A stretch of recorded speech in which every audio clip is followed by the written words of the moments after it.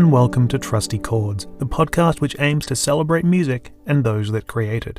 If you're a fan of punk rock, then I think you would do very well to listen to Hot Water Music. Ever since they formed back in 1994, they've spent much of that time writing amazing songs, touring relentlessly, and carving out their own unique niche, which has equally seen them considered an enduring pillar of American punk, incredibly influential, and in that very same breath, wholly underrated.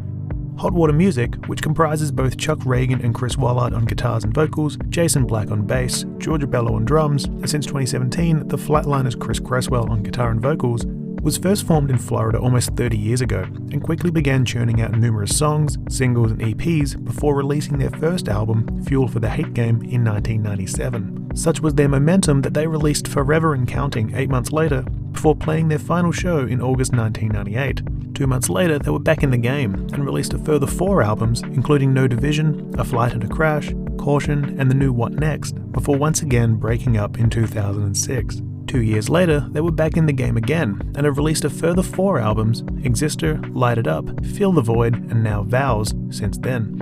That last one, Vows, is out on May 10th and is undeniably one of the strongest releases in their already impressive career, and arguably the most ambitious release since their most recent reformation. As powerful as ever, it captures that incendiary hot water music spirit and filters it through an overarching theme of evolution and growth. It's also pretty stacked full of guests too, and includes appearances from the likes of Thrice, Dallas Green from Alexis on Fire and City and Colour, Michael Popeye Vogelslang of Farside and Calling Hours, and Daniel Fang and Brendan Yates of Turnstile, a band themselves named after a hot water music song. Of course, we shouldn't be surprised there's so many guests on the album. After all, Hot Water Music are pretty influential across the board, with its members also having played in groups like The Bouncing Souls, Against Me, Senses Fail, The Draft, and so much more. This week, I was lucky enough to be joined by Hot Water Music's founding bassist, Jason Black. I have to be entirely honest with you, this was a chat that totally came out of left field and one I hadn't expected to happen at all. Why do I sound so incredulous? Well, the very title of this podcast is taken from Hot Water Music's song of the same name, from their 2002 album Caution. Heck, even the opening theme of this podcast came about when I was messing around with the chords in that song. So for me to be chatting with someone who helped write that very song, well, it certainly wasn't what I'd expected. And as you can hear at the start, I needed some reassurance from Jason that I wasn't about to be hit with a cease and desist. Of course, Hot Water Music might be powerful on stage and in the studio, but as you can hear, they're incredibly laid back when having a chat. With that in mind, I hope you enjoy the conversation with Jason, and I'll see you at the end of the episode for some general housekeeping.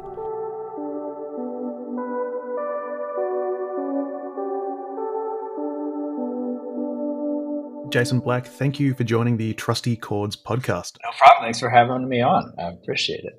Now, before I touch on why it's a little strange to have you on board today, for those who don't recognize your name, can you give me a few words on who you are, what you do, and why you're here? Currently here, play bass in Hot Water Music, and we're talking about, we have a new record coming out in just a few weeks now, I think 3 weeks now. So we're kind of doing the press rounds, as it were, for that. So here I am.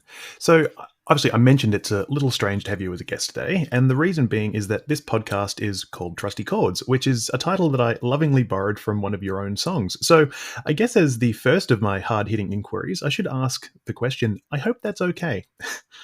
Oh yeah, totally, of course. We're very down with that kind of thing. It's actually awesome that we have made something that is cool enough to you to name your podcast after. So we appreciate it. It is like, we don't take that kind of stuff lightly.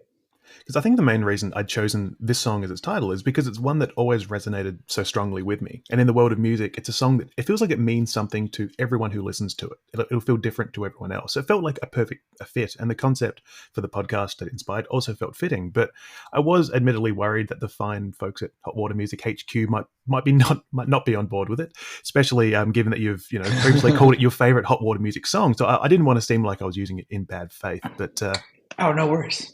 As long as you aren't sitting around the rehearsal room writing up cease and desists, I think we're looking good. We're all good. Amazing.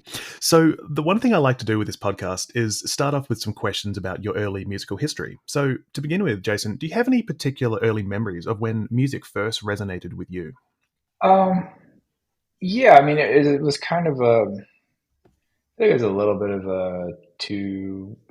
confluence of things where part of it was in early middle school, we had like a rotating arts class, and one of the arts that was rotated in and out was music, or was orchestra specifically. So that was kind of my first introduction to playing like on any kind of scale. But like prior to that, my dad played drums a little bit when I was super young, just like around the house. He didn't really play for that long because we he only played when we had like availability at the house for him to play. And my mom played piano a little bit too, like both very just kind of around the house stuff. So the music was all, and listened to music too. So the music was always around. But I think the first time that I like got involved to the point where I was interested more than just like, oh, that's cool and neat or whatever, as far as performance goes, would be the orchestra class. But prior to that, I was always listening to music and like would tape the morning radio show and stuff all the time. So it's just kind of always been a thing that I've liked. Um, Were there any particular artists that you remember listening to in those formative years and having that sort of influence on you?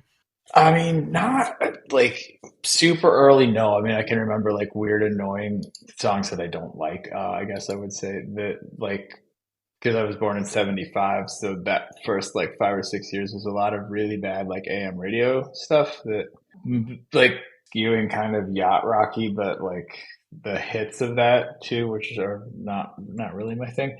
Like earliest, I mean, it was just pop really. It was just whatever was on the radio kind of thing. I mean, the first record I ever bought was the Miami Vice soundtrack, which is just like, I mean, I feel like there was some Glenn Fry on there. It was that kind of thing, like, whatever kids that are in sixth grade get into, or even actually before that. And then kind of in middle school is when I started skating a little bit and playing an orchestra and sort of being exposed to more of like metal and punk and things like that. Um, but yeah, initially it was just kind of like whatever was on the radio was what we were all listening to at like each other's, we'd have a weird, someone have a party and what tape did so and so bring over. A lot of soundtracks and stuff for some reason at that stage, I guess. Yeah. So were you then the sort of person to be looking at these artists that you were listening to and sort of dreaming of doing that when you grew up, or was that when you moved from the smooth sounds of Don Johnson over to the punk sound? It was definitely, I was more metal before punk. I mean, one thing that at least amongst my group of friends, and I think it holds true for pretty much like I'm 48 now, so anyone that was getting into stuff in the like late 80s, early 90s, there was a lot of metal and punk crossover. There wasn't enough punk that there could just be. I mean, there was, but there were not a lot of punk bands at that point or hardcore bands at that point that were not, they were outside of their like, local scenes or whatever.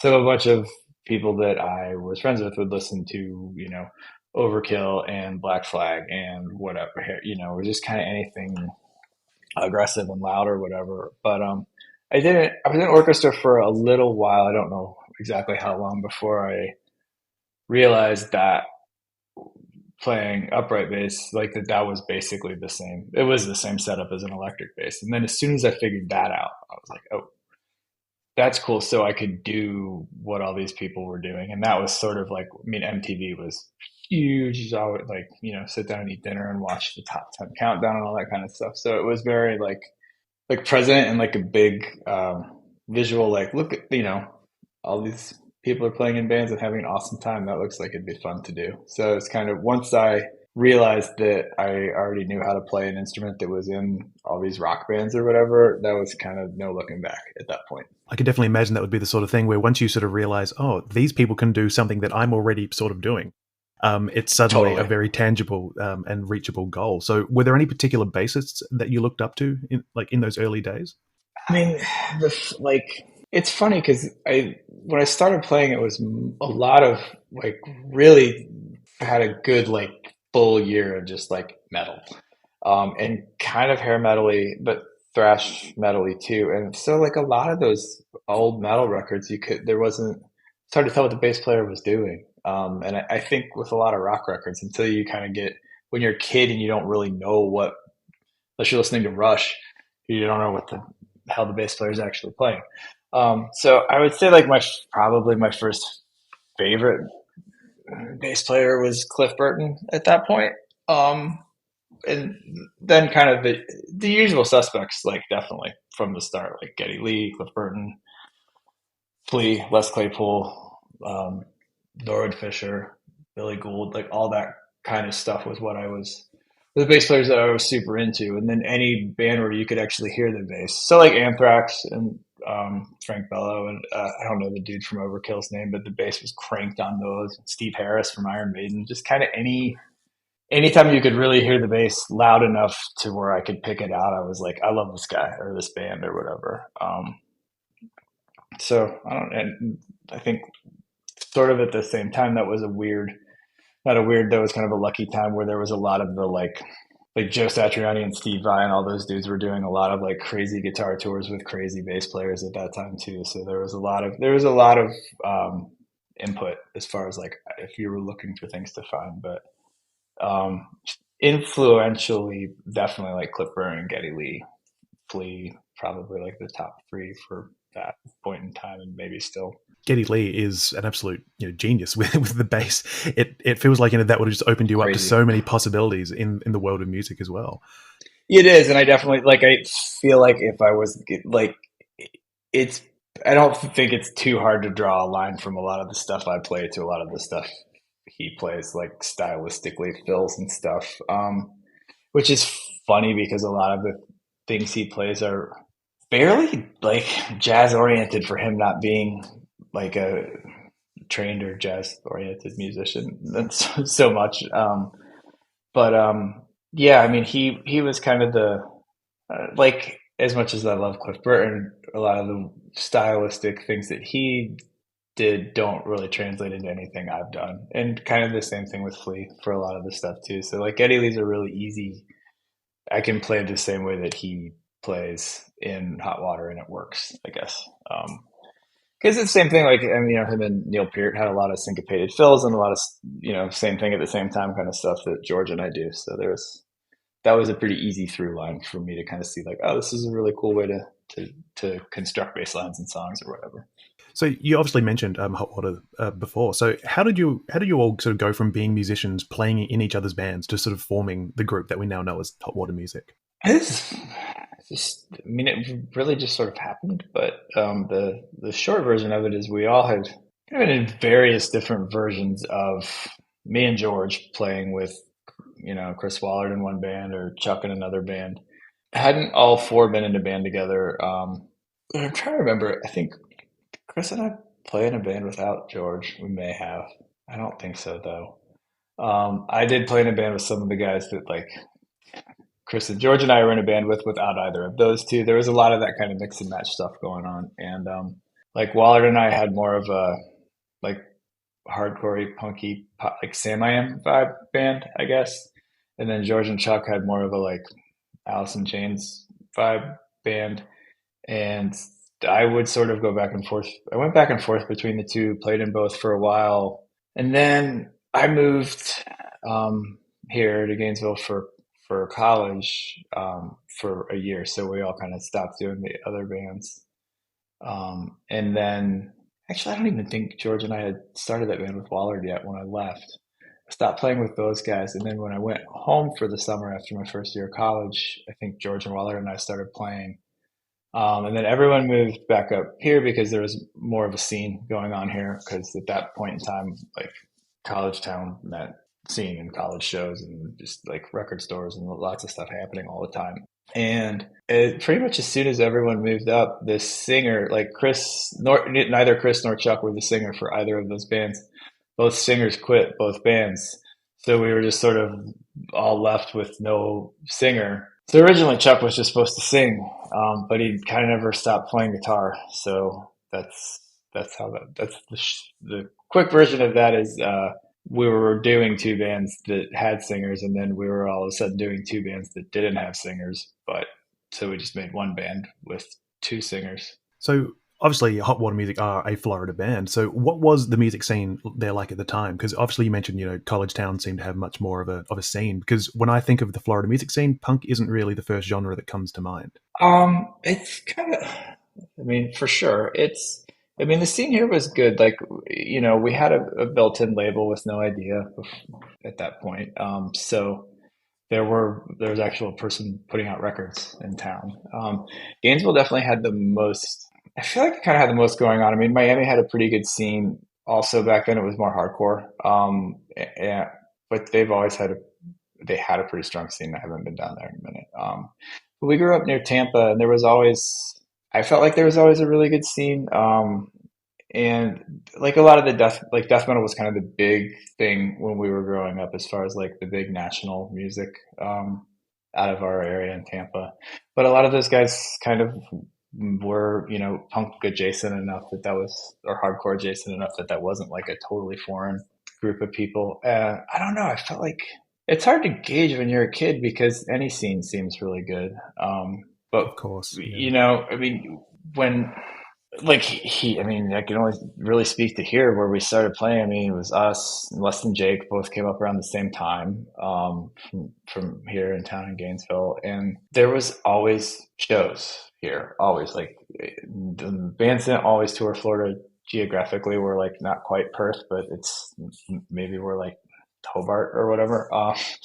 But I mean, when I was there was just tons of crazy shows all the time when I was in school. Like I saw Radiohead open up for Belly that the university put on. Wow, yeah. Yeah, just like stuff like that. And that was like a regular every, 2 or 3 times a month. There were shows like that coming through. So it was that kind of time where like, I guess right when Green Day broke, and then everyone, Stan I Am signed to a major label, Jawbox signed to a major label, Shudder to Think signed to a major label, like Fugazi was still around and touring and playing in town. So there was like that sort of like punk explosion, like Nirvana, Green Day, and then kind of the updraft of bringing all the bands that we grew up on up into major labels and bigger touring platforms and stuff. There's a lot going on then that was like very directly related to what we were into and what we were doing. So there was always stuff going on compared to now where there's like not so many shows anymore. So when you sort of think back to those early days, what are your thoughts of who you all were as musicians? Because I know that a lot of artists sometimes distance themselves from their earliest works, but you guys have never really done that. So despite there being a bit of a sonic evolution over the years,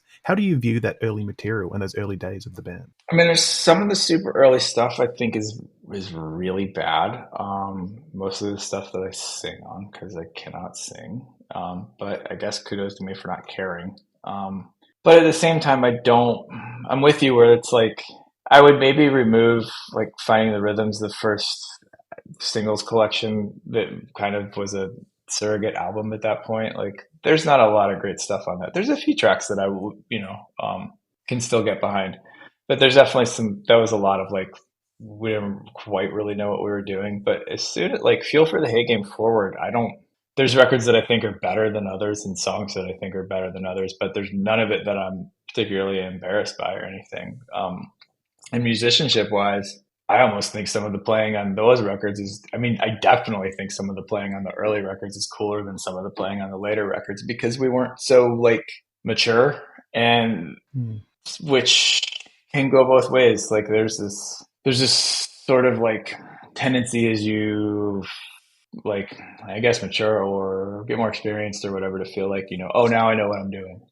Or like, I shouldn't do that. That's just, that's too busy or that's too this or that's too that. And I kind of love that we didn't give a shit at all back then, like about song structure or anything. It was just like, no, this is the next part and then the song's over now.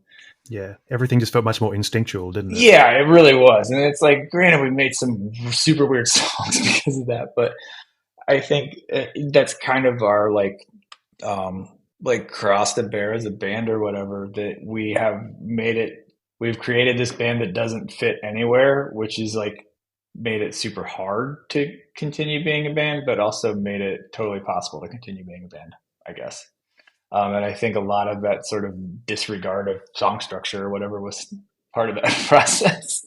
Because you obviously mentioned like the idea of like Hot Water Music continuing to be a band, but you know there were a couple of periods where the band did break up temporarily. So Hmm. there was like the like in 1997. I mean that I think those early years were quite taxing for you guys, obviously, and like Oh yeah, 1997 had two albums. Then the following year with the decision to break up. So with that initial breakup, had you guys expected that to be a long lasting one at the time? we did. It's funny because I was just reading an interview with Sergio from Quicksand yesterday, the day before, that said exactly the same thing. But like we always say, it's like if we had known now what we knew then, it would have just been we need to take a break. Now we need to break up. But everything was like pretty binary when you're that young, or at least at that point. And it was just like, well, we're either doing this or we're not doing it. So we were not doing it. We were just burned out that time, and then the other time and a half, because that was sort of like a long-winded get back to where we're at now. Um, a lot of just bad communication. It is pretty challenging to be in a, I mean, we were, I mean, roughly 18 to 20, depending on which one of us it was when we started the band, and now we're all 48 to 50.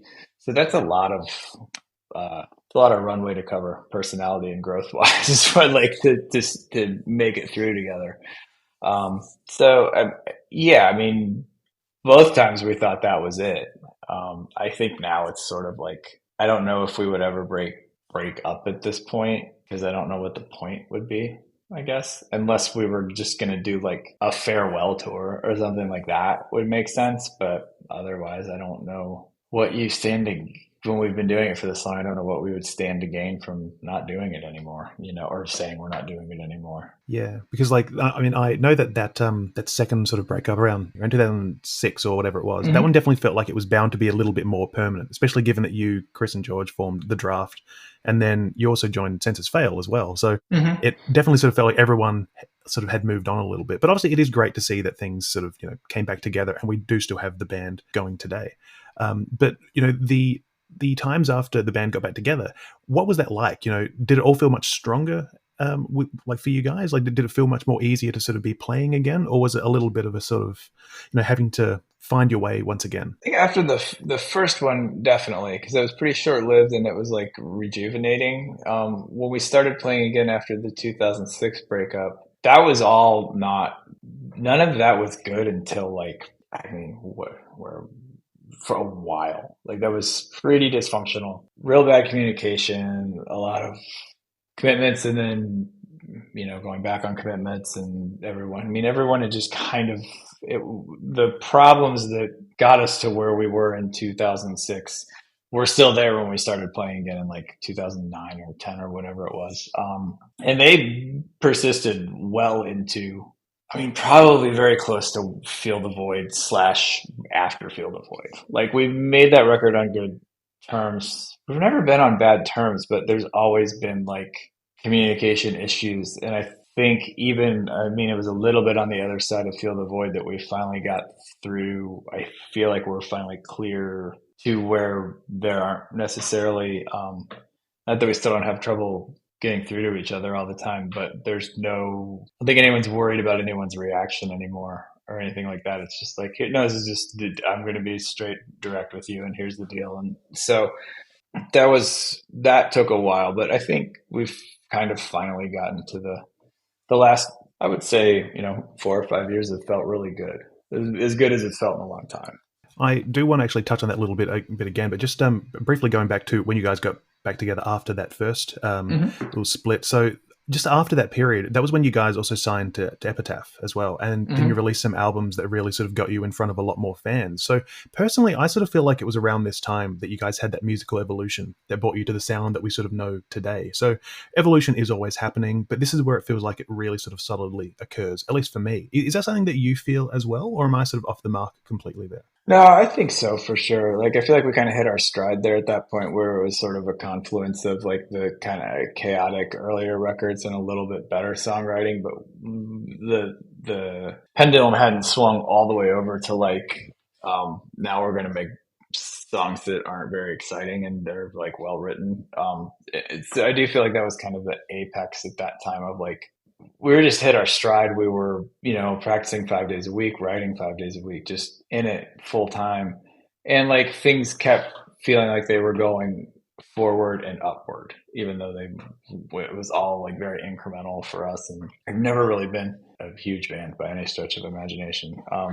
And yeah, that was definitely, I feel like that's where we kind of came into our own or whatever, kind of landed into what the band fully is. So yeah, I think that was like definitely a end of one stage of our evolution for sure. And we obviously mentioned before that you sort of talking about where the band is today and how sort of how strong it all feels. And I'd love to sort of know, in your opinion, what do you sort of feel is the key to Hot Water Music's success? I mean, you obviously mentioned that, the band isn't necessarily a hugely well-known band or hugely popular or with mainstream success, but there is the fact that you guys have this longevity. I mean, it's very rare for any band, let alone one that's been around for 30 years or so, to not lose any members. That feels like a huge achievement, and it seems like it's because of this level of like camaraderie that you all have. Like, is that sort of the key to the success, or is there something that you would say in its place? No, I mean, I think that's true. No matter how mad everyone gets at the end of the day, it's definitely a family.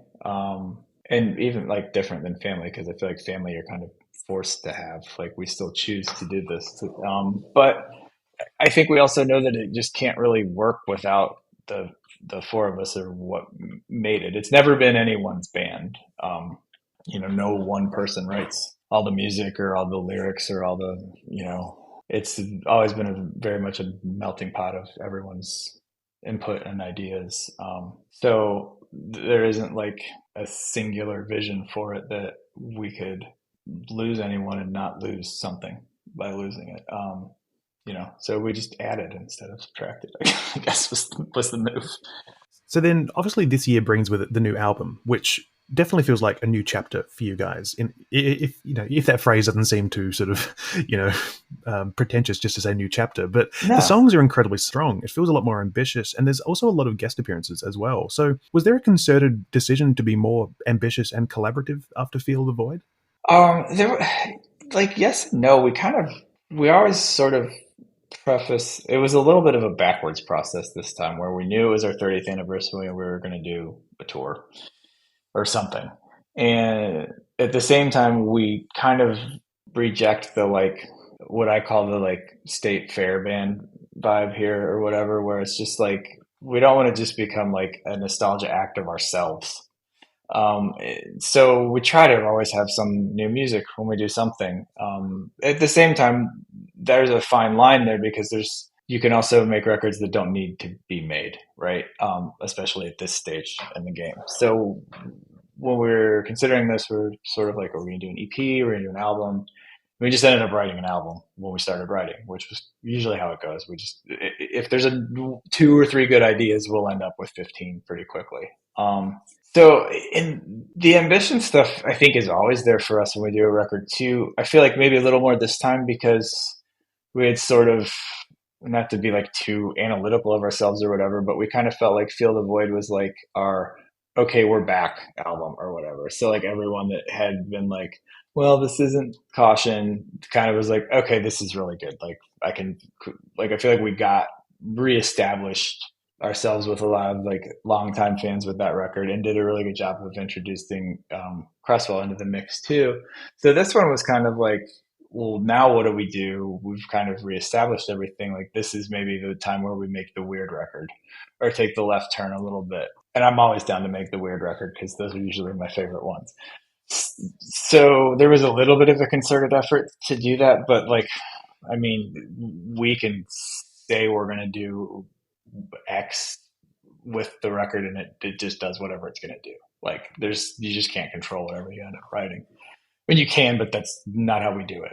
So these are just the songs that we had that we ended up with. The collaboration stuff was like purposeful kind of in the same way where we used to do that a little bit more, have guests on a lot of records, and we just hadn't done it in a while. So that was also part of the like, well, what can set this record apart from the last record or the other records? And, what is something for people to like talk about or be excited about and for us to be excited about? So we just kind of went for it. And luckily, like legit, everyone we asked is on it and is on where we asked them to be on it, like with, give or take. So no one passed, which is cool.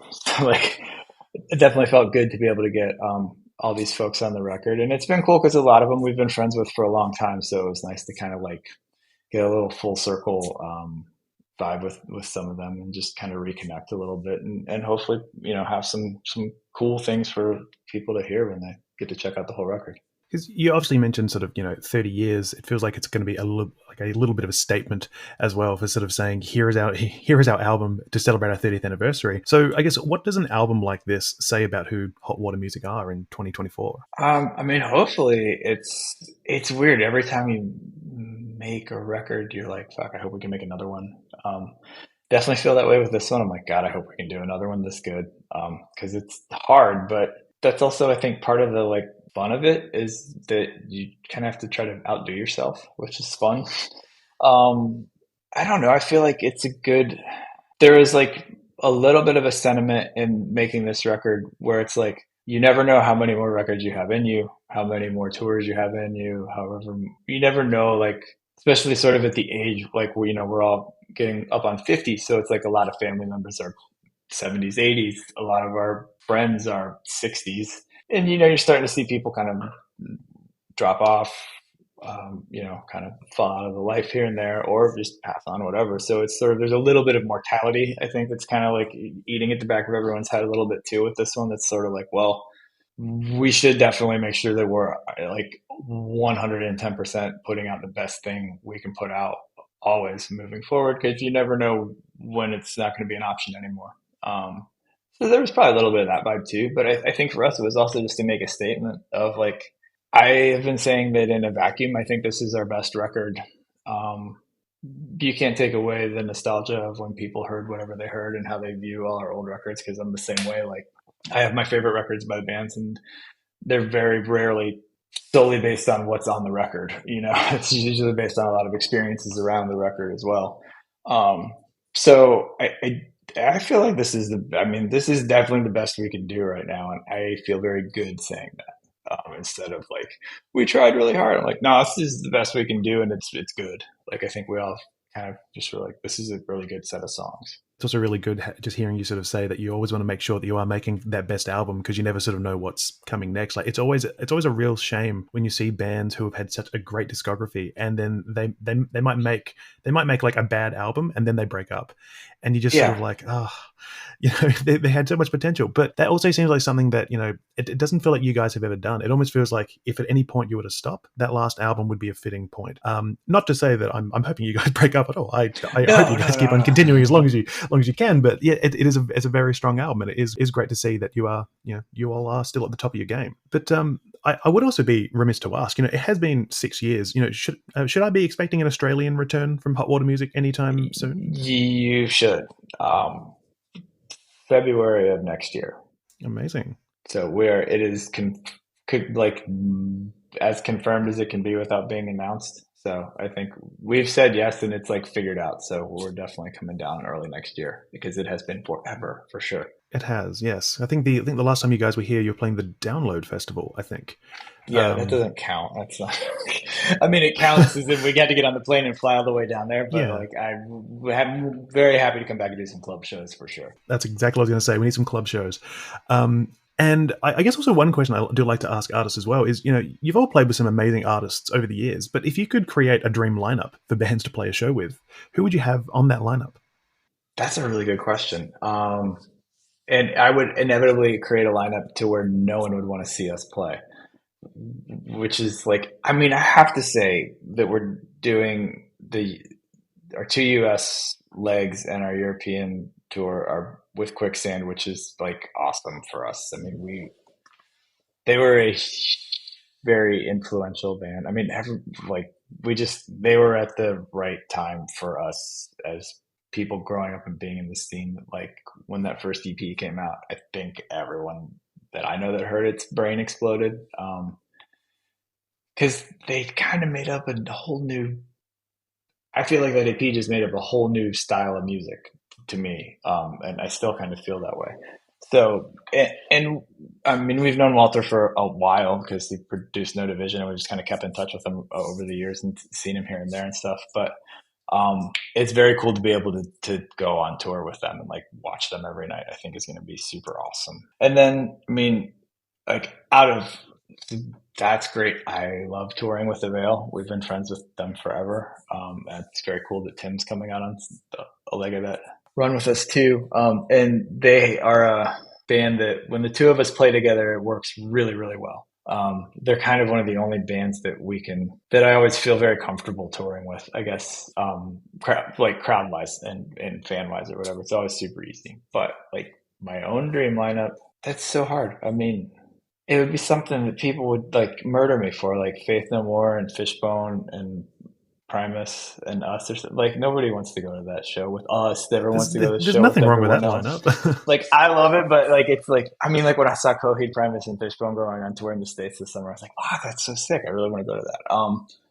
Because that's just kind of always been the I really enjoy those bands because I feel like they make cool records that are very varied, and so that's like I think the closest to me, the closest like punk band that did that was the Clash. Like they've made fucking cool records, and they were all worth listening to. Like you never knew what you were going to get for sure on any record, and I think that like you know.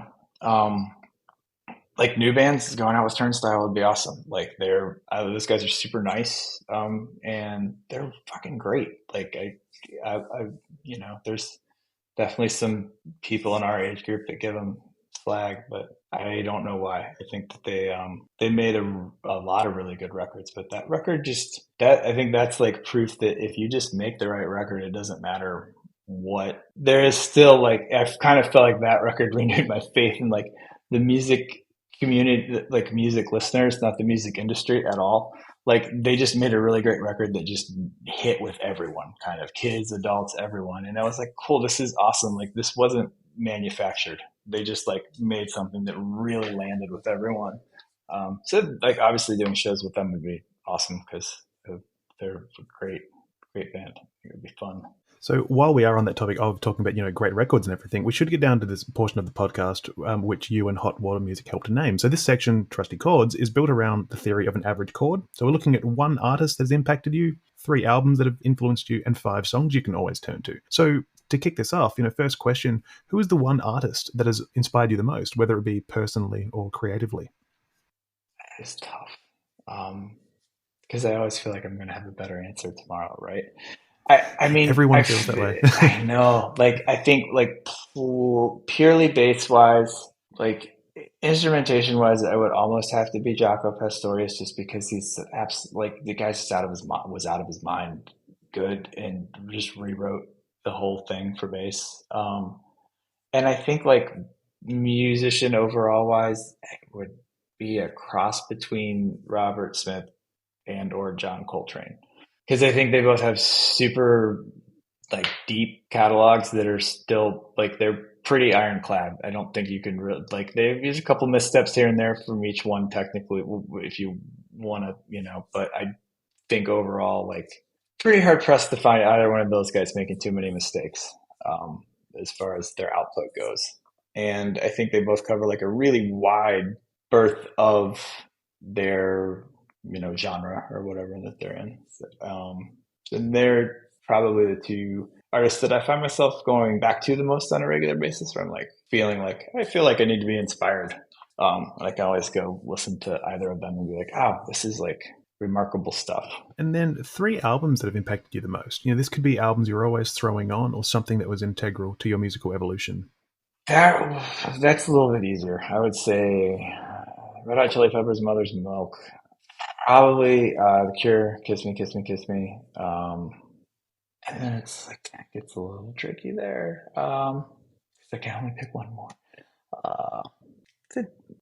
7 Seconds, Soul Force Revolution. Probably. I feel like that's a pretty good 3 that kind of gets me where I'm at today. Actually, it was interesting to hear you mention The Cure's Kiss Me, Kiss Me, Kiss Me, because it always feels like most people go with something like Disintegration or something like that. I love Disintegration, but that was so this is a little bit of what I was talking about before. Like that's the first record I really got into by them. Like that was just like I was like younger than it was like the people a grade or 2 above me were like that record and then NXS Kick both came out at like the same time.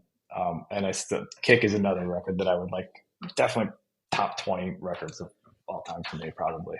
And both of those bands were like not huge yet at that point. So they were still like in the like at that point, they were still in the like alternative punky like art scene or whatever. Like so the older like people that were driving me to school and stuff were listening to like Violent Femmes and The Cure and NXS or whatever. So it was just kind of what was around. And I bought that. I mean, that record's super long and super awesome from front to back. And I hear what you're saying because people definitely lean on Disintegration way more than that one, but I still think Kiss Me's better, and it definitely has more of my favorite songs by them on it, for sure. There's like some flavors on that, like Hot, Hot, Hot, that are missing on Disintegration that I think are awesome. Like I love that they can basically do a funk song and it still works. Yeah, right. And I mean, on that topic of songs as well, I'd love to know the 5 songs you can always turn to, whether it be for comfort, for excitement, or anything at all. Your 5 trusty songs. So those are, let's see, probably go with Knock Me Down for Red Hot Chili Peppers. I think that like that song always stood out on Mother's Milk because it's more of just a straight ahead song. And I just thought it was sick. And I still do. Like I can still listen to that and get really like psyched. Maybe Sunless Saturday of Fishbone. Here I would go with Why Can't I Be You? It's a pretty hard song to mess with. I'd say Giant Steps, John Coltrane, and maybe Exodus, Bob Marley. Be a good 5 for today. It's also a very nicely diverse mix as well. You've got all the different genres in there, and I guess that's something that really sort of speaks to who you are as both a musician and a music fan. It's that sort of melting pot of genres and styles, isn't it? I mean, I could definitely throw like Scenario by Tribe in there too. I mean, there's like I could go forever on song. Yeah, I love music. Like the only music I don't really get down with too much is country, just because it doesn't do much for me. I can support a lot of the older stuff more. I know that that's like a pretty cliche thing to say, but that's kind of the only stuff that I can listen to. And like I also just hate that it's on the 1 and the 3. It drives me insane. Much more 2 and 4 person. Understandable, but I mean, it's because it always comes down to the music that really moves you, doesn't it? And and a lot of the older stuff, and I hate to be one of those people who say the older days were better, but it is one of those things where it sort of feels as though back then it was all about stuff that really moved you. Today it feels a little bit more throwaway and a little bit harder to get around. It does. I just feel like I mean, I know that like it's such a huge music, and it's to me it's kind of a funny music, right? Because it's like if you take like, I mean, again, I'm like same thing we were just saying. It's like we can talk about old Johnny Cash or Patsy Cline or whatever, and everyone's like, well, yeah, of course everyone loves that. That's like loving, whatever Beethoven. But a lot of the new, and I mean new for like years, country stuff is just pop with like maybe the guy has a Southern accent, maybe he's got some pretty terrible political views, and like maybe there's a steel guitar. I don't know what the difference between that and like, you can put like Ed Sheeran and whoever country guy play the songs together, put like a twang on the Ed Sheeran song and a pedal steel, and it's the same thing. I mean, it's not, and that's not taking anything away from Ed Sheeran. So the country is super weird to me because it seems like it's so much more of a like aesthetic than a music, I guess at this point. Kind of. Well, here's hoping that we won't be seeing Hot Water Music doing any country albums in the future. Definitely never going to happen. There's 2 guys in the band that I know for sure that will not let that happen. So no worries there. Well, Jason Black, I just want to say thank you so very much for being generous with the time and for being part of the Trusty Chords podcast. I know. Thanks for having me, Tyler. I appreciate it. Yeah, and I'll be sure to call on you when I launch the new podcast, A Flight and a Crash. Excellent. I'll be back.